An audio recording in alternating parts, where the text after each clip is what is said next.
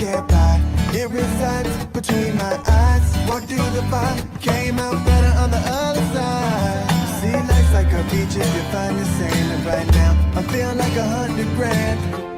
You are listening to Inspired Insider with your host, Dr. Jeremy Wise.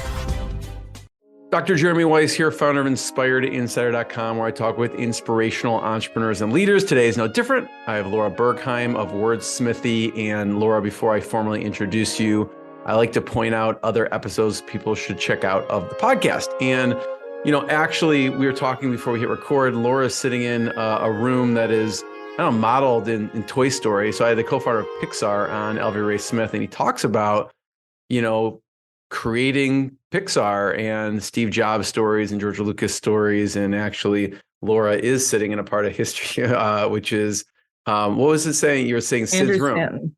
Yeah. So this was Andrew Stanton's house. I bought it from his mom, Gloria, and Andrew Stanton's one of the original animators at Pixar, is still there. The guy largely behind, or somewhat behind, Toy Story and a lot of the other big Pixar movies.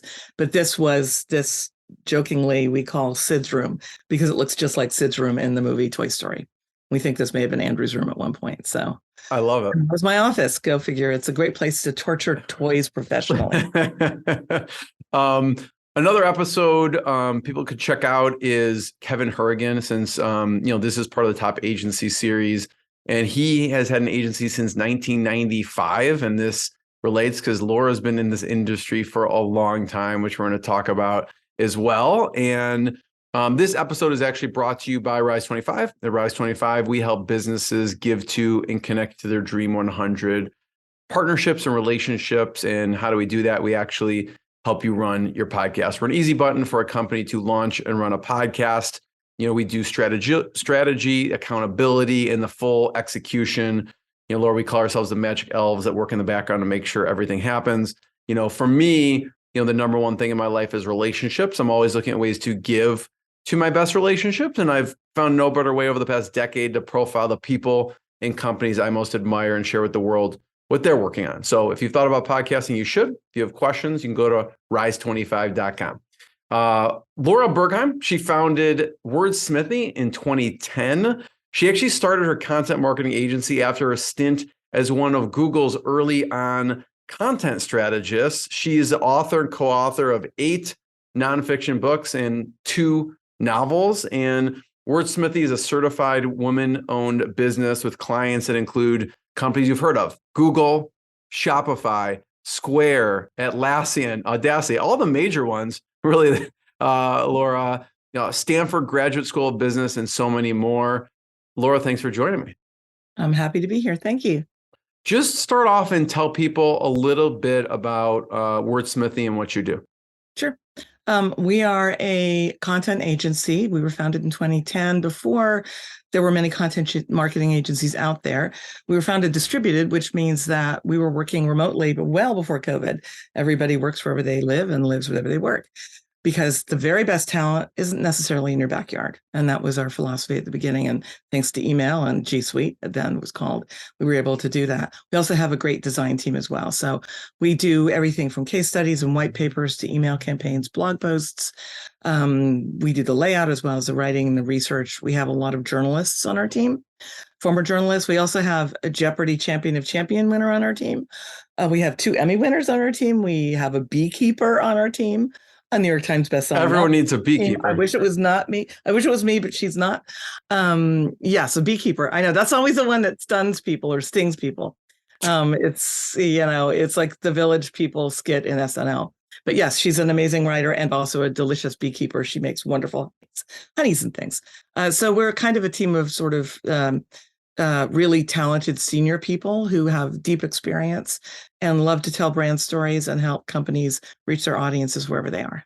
Talk about, so like Google, and we'll get into what you learned at Google and some of the things from Google, but a company like Shopify or Square, what are they coming to you with? What are they in need of? Usually they're looking for help in reaching their audiences through blog posts and case studies, collateral, things like that, that are really used by their sales teams, but also put up on their websites so that potential customers will learn more about how other people like them are using the products. And because we are brand storytellers and journalists and designers who can reach those audiences, we bring those stories to life so that people can really see themselves in the shoes of the customers of those brands. What's the process look like? Again, like a Shopify, Square, Google. I mean, you worked at Google, but what does the process look like when they come to you? The first time out, they'll usually reach out for a single project. We'll do a pilot. We've been very fortunate in that virtually all of our work until recently has come through referral, which means that we really don't do a lot of outbound marketing or sales. It's just people that we worked with, they change jobs, they bring us in, they move companies, they bring us in. So it's often a very warm lead, right? It's somebody we've already worked with in the past, most of the time. And they'll say, hey, I remember we worked with you on this amazing project, XYZ, can you help us do something similar here? And we'll hop on a call, we'll get to know them, we'll understand what the needs are, develop the brief, assign the team, get the whole ball rolling. And then usually after the pilot, things just kind of widen. I think with Square, we went from 1 client team to 4 client teams within 6 months. At Google, we work with over 50 product teams. So, once you're kind of inside the door, people get through word of mouth, hear about you. And then I jokingly say we spread like an oil slick, but that's really not it because we don't harm any shorebirds. Exactly. But word of mouth is our friend. And our colleagues very quickly share the word, spread the word. So we literally, Wordsmithie is also a word of mouth agency as well. It's been very beneficial. You've done some amazing things with Google, and we'll talk about the annual Google e-commerce or the economic impact report in a second. But go back to your Google days for a second. Sure. And what did life look like then, and what did you learn from Google? So, I used to joke my friends would want to come and visit the unicorn petting farm at Google. I'm keep waiting for, the Simpsons to do an episode on that. But the first thing is, it is a little bit like working at Disney World. There's just so many fun things going on. Massages, author talks, et cetera. A lot of that is going away thanks to the tightening of belts. But the first thing that you experience is just kind of shock and awe. And being around all of these amazing, brilliant people from around the world, going to lunch felt like hanging out at the UN, all these different accents, colors, voices, languages being spoken, some of the most brilliant people in the world surrounding you. The first 6 months, classic imposter syndrome. You keep waiting for somebody to tap on a door or a window and tell you don't belong there. And so I went through that period. So many people did. I filled a notebook with acronyms. They speak like a foreign language at Google, all these, internal code names and process terms and stuff that I just never come across. So part of it was just a huge learning curve, but we were relatively small. I was hired around 4,000. And I was actually hired at the time I reported up through the chain to Sheryl Sandberg, who later went over to Facebook, now Meta. And I still remember when we first, kind of my graduating class was August 15th of 2005. She met with us and she said, I know it seems like you guys, you may feel like you're the top, the last in, but I guarantee you in a couple of years, higher 4,000 will feel like you guys got in early. And now, of course, with over 120,000 people, that is indeed the case.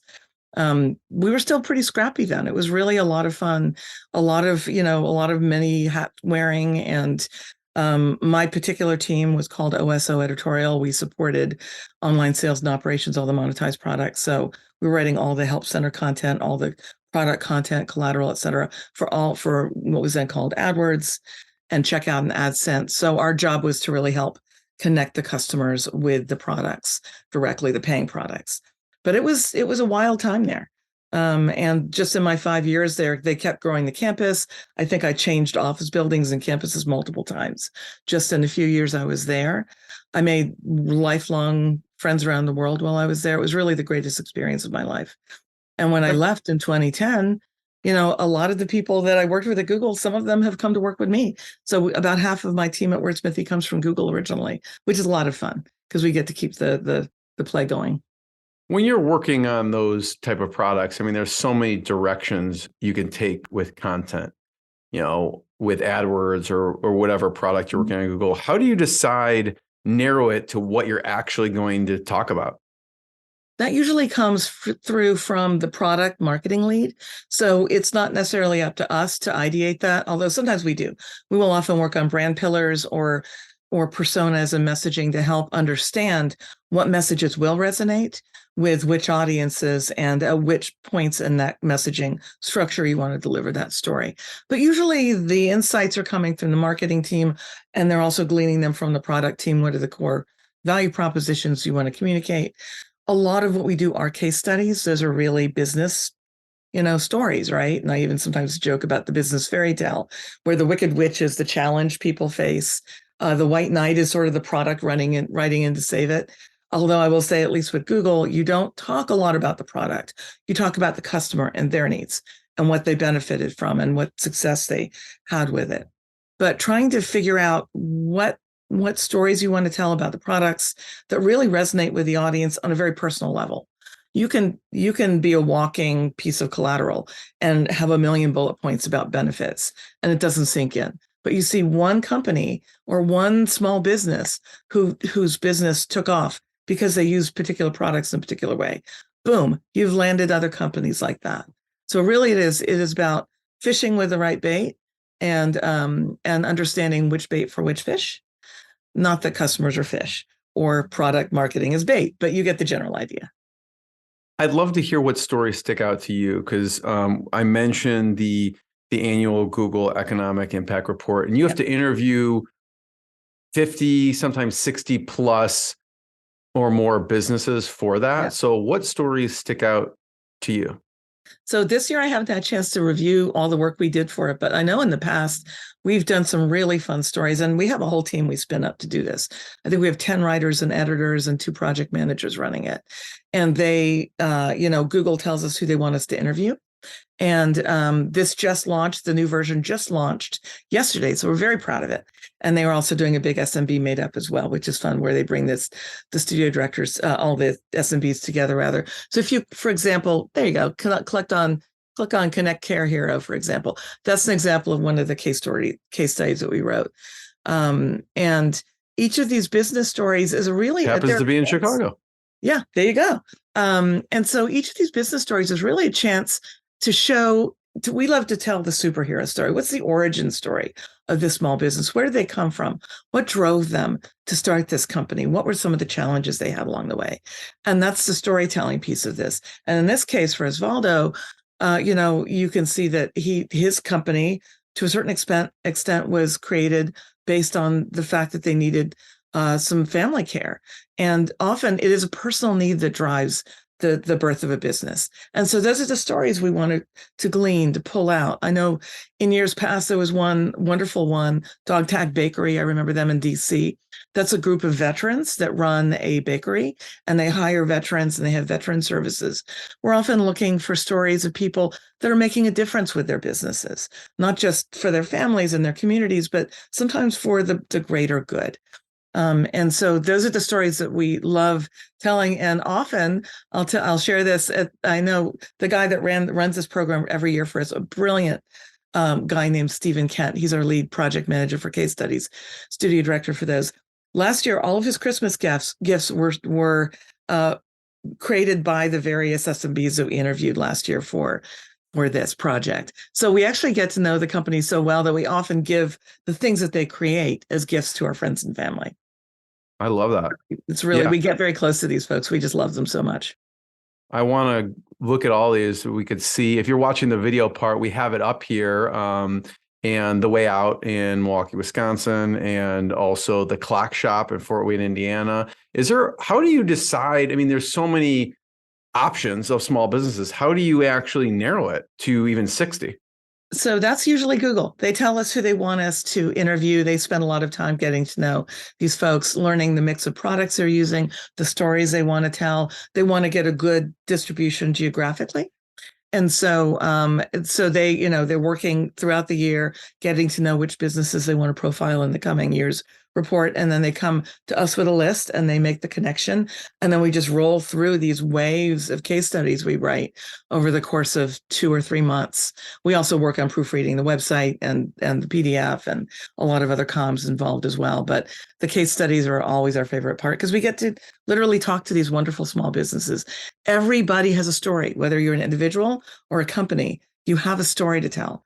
And that's really what we do. Laura, what are some of the components that are must to include in a case story? You mentioned the Wicked Witch, you mentioned the White Knight. What are some of those other pieces that are essential for a good story? Well, just like in a fairy tale, the first thing you want to do is introduce your hero or your heroine. That's the business, right? So the first thing you do is you talk about who they are, when they were founded, where they were founded. Maybe if you have room in the case study, depending on the length, you talk a little bit, as we do here, about their origin story. And then you go into what their challenge is. That's the Wicked Witch. So their challenge was XYZ. They were struggling with getting enough traction on their website. They had rolled out a new product, but nobody had, discovered it. And then the solution, which is the White Knight, is the product or the service that they found that helped them get there. And so you want to talk about the background of the company, often the why behind the company, because that's very compelling, connects with people, what their challenges were, how they found the solution, how they applied the solution, and then what happened afterward. What's the happy ending? How many additional sales did they make? Or what was the percentage increase in awareness of their brand based on a YouTube video they ran, things like that. So those are really the heart of a case study is about the company, the challenges, the solution, the implementation, and the outcome. And then you can tell that story either in a very cut and dried way with literally those headers, or you can tell it in a more journalistic way where you almost write it as if it's an article for the New York Times and you weave that story in, coming back and forth to different aspects. But you always want to hit on those high points that I mentioned. We talked about, Laura, before you hit record, and you said something really interesting, which is about storytelling and engagement and going beyond the benefits and the features. So talk about what you mean by that. How do people go beyond the benefits and features? So when you think about the things that resonate with us as human beings, and all customers are consumers, all consumers are human beings. We don't go out into the world wanting to buy something. We go out into the world needing something that will help us live our lives better, do our jobs better, protect our families, keep our pets healthy, you name it, right? And so the best way that you connect with people isn't just a list of things that will meet those needs, because yes, that may be what they're looking for, but that doesn't necessarily differentiate or help them see themselves using the product. That's where storytelling comes in. That's where connecting people with their audiences at a very granular level is so important. And many of the people on my team are former journalists, and so we're naturally storytellers. We're great interviewers. We know how to really extract the story behind a product, a service, or a company, and then put that out into the world.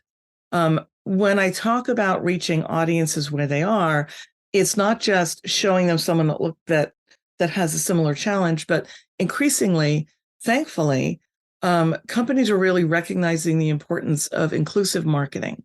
Inclusive marketing is also known as DEI. And that's really just being able to recognize that everybody is a potential customer, but not everybody is the same. Each person is unique and they have different backgrounds and experiences. And so if you're talking to, a Black woman raising a child, but also starting her own company, she has very different needs from a white guy in California who's retired and living on a golf course, right?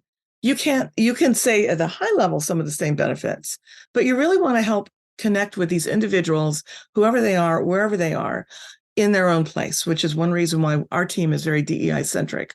We actually helped Google create an inclusive marketing website, which talks about how you reach these audiences, include these audiences in your marketing in a way that's meaningful and doesn't rely on stereotypes and connects people truly with the individuals that you're trying to reach and not just with the big picture of personas or subcategories. We try to avoid numbering people or, just saying this percentage of people is this, so this percentage of marketing goes to them. It's much more humane and human to connect with people on that personal level. I love what you said there about people need to see themselves using the product. And back in the day, you mentioned when we were chatting about click and mortar. And it reminds me, when you say that, it reminds me of watching a commercial and seeing like a Tide commercial and seeing a grass stain, and like you can actually see the people using the product. You did work with companies like Victoria's Secret and Walmart very early on. What kind of things were they doing early on when they were starting to get online and use content? Well, it was very funny because I was fortunate to be a creative director at the very first digital agency, a company called Resource, which is now IBM X Labs. I believe they were acquired by IBM a while back.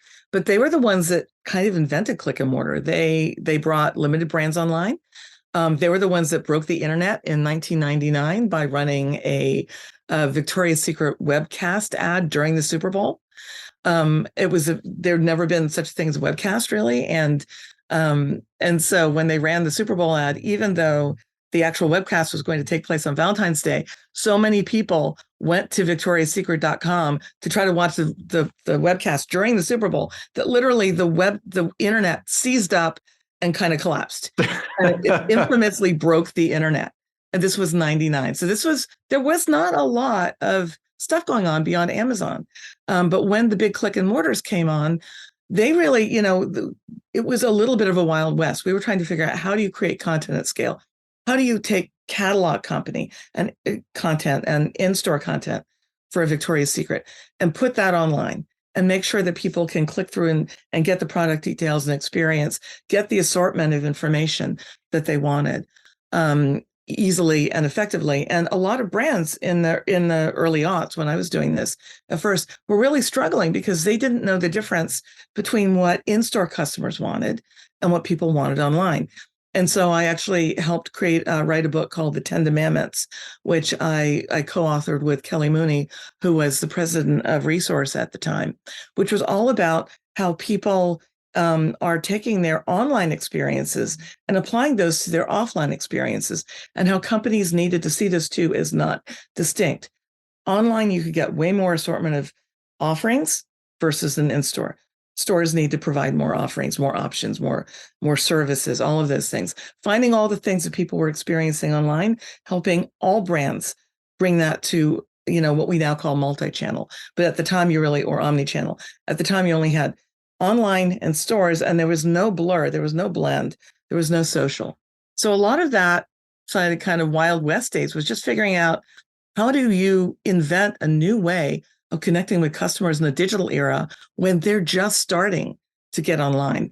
At the time, people weren't even using cell phones yet. So it was a really fun time. It was basically kind of inventing content on the internet in a lot of ways. I'll have to check out the 10 Demandments. We'll also talk about, you have a number of books. One of them that stuck out to me when I was doing research was Weird, Wonderful America. So we'll talk about that later. And it's basically the nation's most offbeat and off the beaten path tourist attractions. So I don't know if you want to mention a few now. What are some of the most offbeat or off the beaten path tourist attractions? There's so many, and there've been so many since I wrote that book. I wrote that in, I think, 1988. And so there are plenty that have come out, plenty of these attractions. And look at it, on sale for $1.95. Such a bargain. I should buy some for myself because I think I'm almost out. There's a collectible from 1796. So, but there's so many places out there.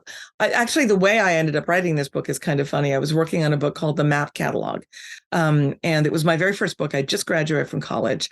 And I was looking, it was a catalog of every kind of map in the world. And I kept looking at these amazing road maps and seeing all these crazy attractions. And I just couldn't help it. I started writing to them and calling them up. This was before there was really an internet to research. So I ended up pitching this idea for this book. I mean, the Garden of Eden in Kansas is fascinating. There's a lot of folk art installations. The Orange Show in Houston, another one of my favorites. One of my favorites is actually right here in my little hometown of Rockport. Really, I didn't grow up here, but it's my hometown now. Massachusetts on the coast. It's a little house made entirely out of newspapers. It's called the Paper House.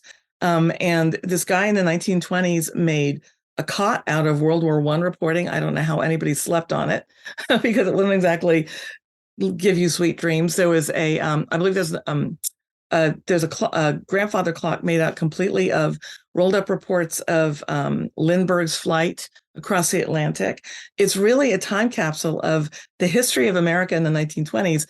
And this guy, who's a Swedish immigrant, he collected, I think he got like 20 newspapers a day back in the day when you read multiple papers. And instead, he was the ultimate recycler. He rolled them all up and he made them into basically little logs and things, and built this entire house and all the furnishings out of newspaper. Wow. And so That's amazing. I grew up going to that place, right? And I have a natural bent toward the weird and the wonderful. And when I ended up as a travel writer, and I ended up doing a travel column for Rand McNally. No, sorry, I worked for Rand McNally as their travel spokesperson after that book. My title was the Rand McNally Adventure Traveler, which was a total hoot. Did a big roadmap on Route 66. And then I ended up doing a syndicated column for King Features called Weird Wonderful America. So I rode the gravy train on that for a while, but then I fell in love with the internet, and that's how I ended up here. Love it. It reminds me of one of the interviews I did with the founder of TerraCycle, and they basically take waste and create actual products out of it. And you can probably see like snack foods, like a lot of the packaging I have found TerraCycle makes. I know when I talked to the founder, Tom, they were making like benches out of plastic bags that they recycled. So it's kind of a cool company. You not only work with companies like Google and Facebook and, Stripe and Plantronics, but you also help the Leadership Conference. Yeah, the Leadership Conference on Civil and Human Rights. We do pro bono work with them. And so what that means is, well, first we help them launch their e-commerce site. They have I think it's shopcivilrights.org is the URL. And so we wrote all the content for that. Great swag, great cool stuff on there. And since then, we've worked with them creating video scripts and social media and other sort of, outbound communications around various topics. We work with them. We meet every other week with their content team as part of a larger group. They also work with some paying agencies, but we just do this out of our hearts because it's something that we care so deeply about. And what stories stick out? Sorry, go ahead. I was going to say, go on what you're saying. I just would love to hear any stories that stick out from their organization. So I think the one that we did that we got the most traction on, we did a really fun, we can call it fun, interesting video script on tipped minimum wage, which hasn't been raised in 20, 30 years.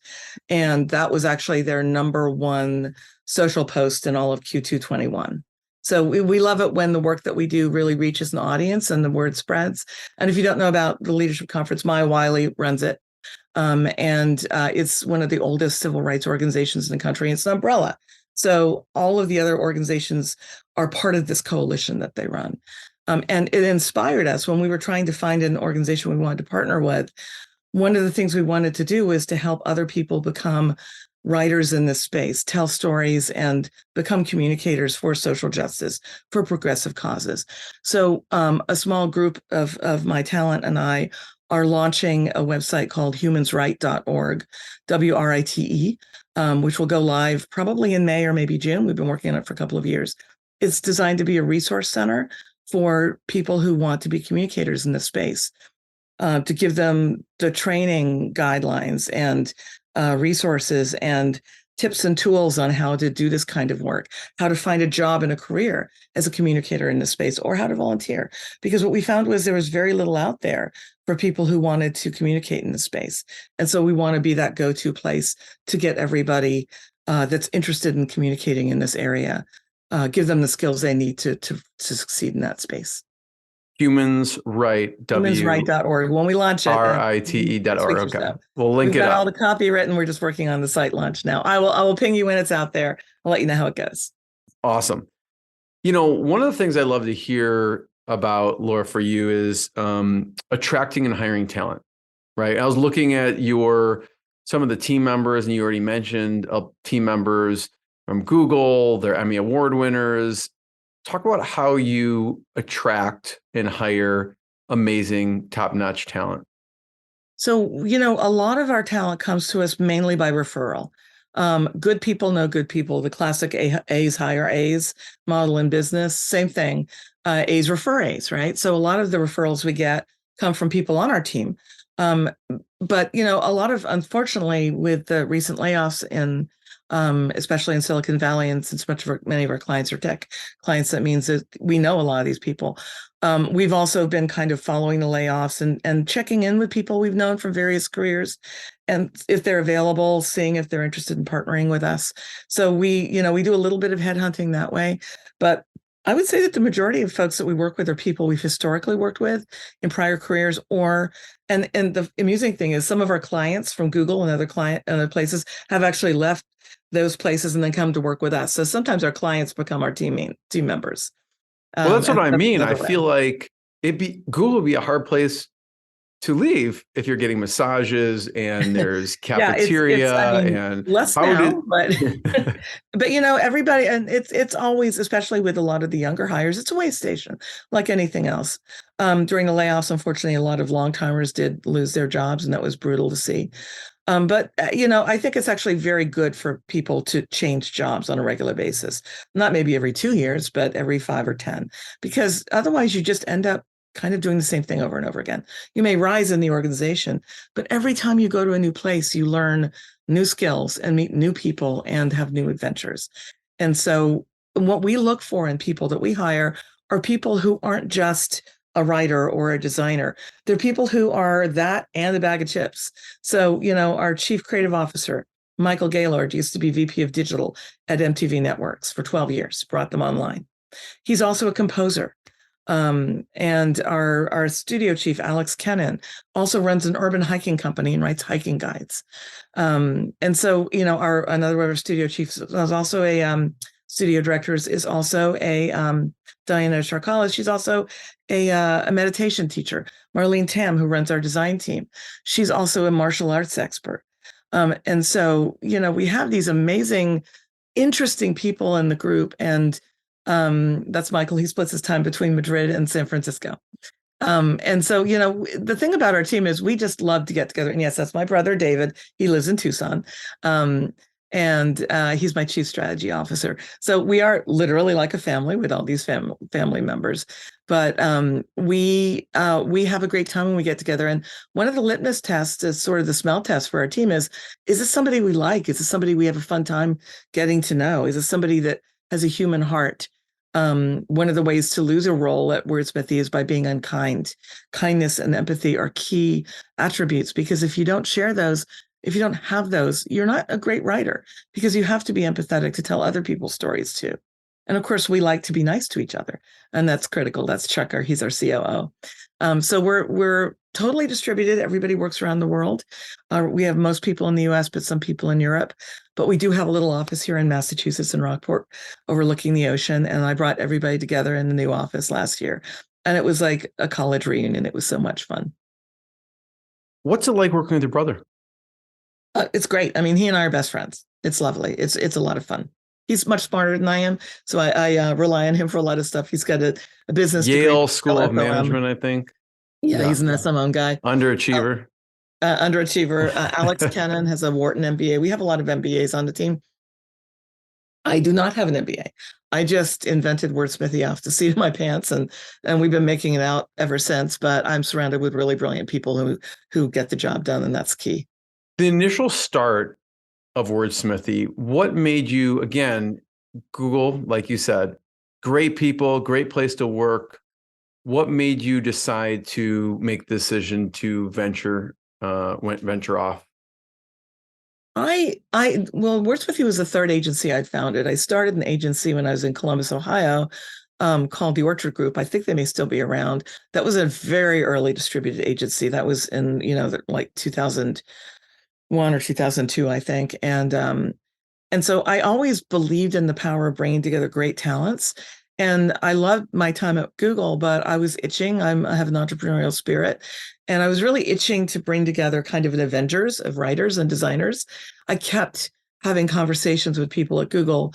Do you know a writer who can do this? I can't find a writer for this. And people were like flipping through their mental Rolodexes and trying to create an agency where all of those people were in one place. So you didn't have to look for an email writer or a social media writer. And also, as much as I love the big agencies, I didn't want to create an agency that would require people drilling down and, paying top dollar for a junior copywriter. I wanted everybody to be seasoned professionals, great skills, great collaborators. And I think the greatest compliment we get often is that our clients tell us we just feel like we're part of their team. They can't tell the difference between us. And those are the people we look for. And so when I founded the company, that's what I wanted to create, a place where all these great talents could come together, do great work for clients, and then also, very importantly, have an outside life. I'm the only person in the company that works, full 60 hours a week. In my case, most people work well under 30 hours a week.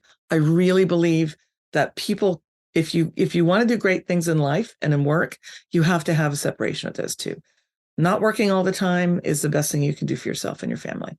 So having outside interests, those are all the things I wanted to create the agency that I wanted to work for.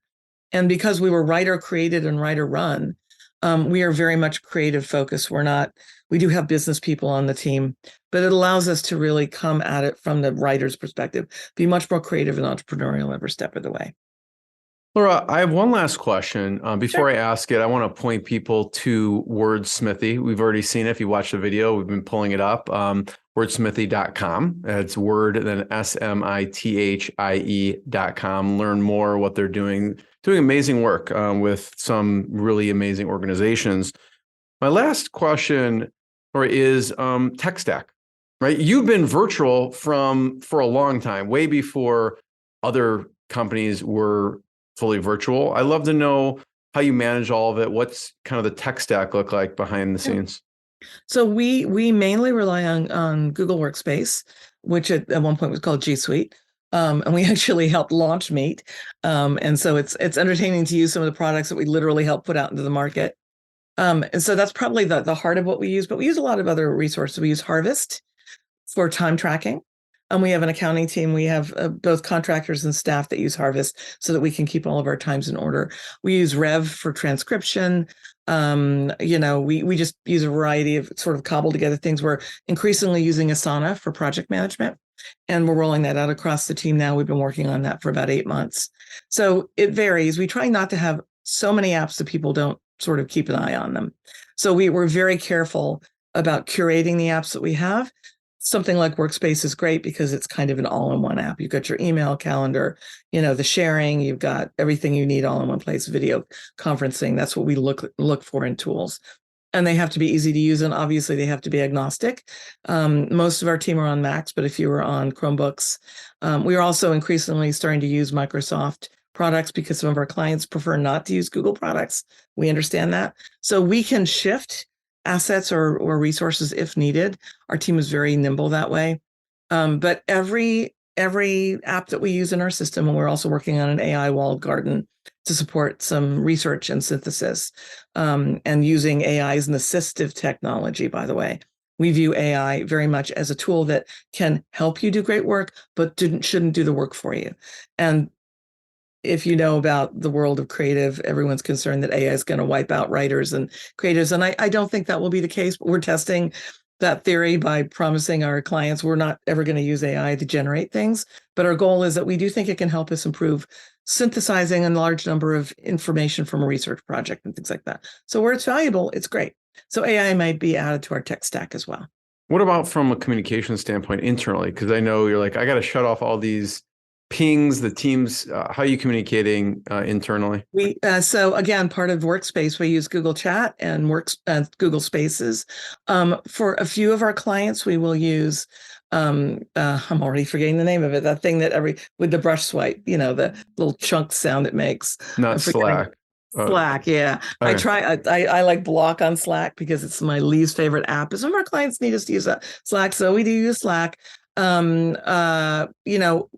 For instance, one of our clients is using another, we do a lot of Zoom calls, so we can use the other platforms, but internal comms are often by chat, by Spaces, which is kind of a variation on Slack, and by email and by phone. We'll just call each other up. We're constantly on meetings with each other, for better or worse, but we actually enjoy each other's company, so it's not really a burden. Laura, I'm the first one to thank you. Thanks for sharing the story. Thanks for sharing your expertise. Everyone check out wordsmithy.com and more episodes of the podcast. And Laura, thank you. Thank you so much, Jeremy. Take care. What I got, you can't buy. It resides between my eyes. Walked through the fire, came out better on the other side. See, life's like a beach if you find the sand. And right now, I'm feeling like 100 grand.